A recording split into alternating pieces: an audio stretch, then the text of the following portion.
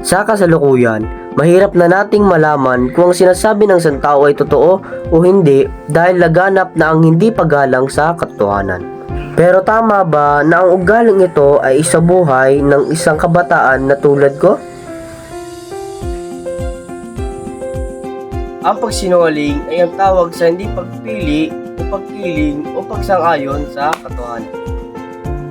Ito ay ang paghadlang sa pagbukas at kaliwanagan ng mga bagay o sitwasyon na nararapat na mangibabaw sa tao. Meron tayong tatlong uri ng pagsinungaling. Di ba lang Dave, dating daw Santa Claus, sabi ng nanay at bibigyan daw tayong regalo?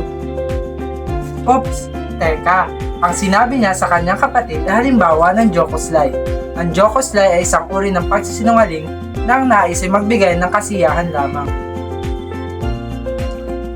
Uy, di ba na inasabi mo sa mga kaklase natin ako nagubos ng bawon mo? Hindi mo na ako nagubos nun? Sabi ng mga klase natin. Hindi talaga ako nagubos. Patunayan mo muna na ako nagubos. Ito ay halimbawa ng officious lie. Ang pagsinungaling na ang nais ay pagtanggol ng sarili kahit siya naman talagang gumawa nito. Uy, Sanjo!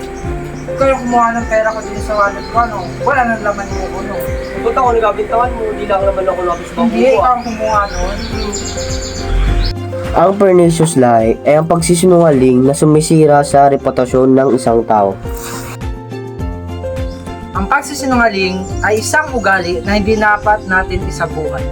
Dahil ito ay maaaring ikapahamak mo at ikapahamak ng ibang tao. Nasabi ko na maaaring ikapahamak mo ang pagsisinungaling dahil kapag nalaman nila ang totoo. Isang halimbawa nito ay kapag sinabi mo na ang iyong kapatid ay nakabasag ng isang bagay kahit hindi naman talaga.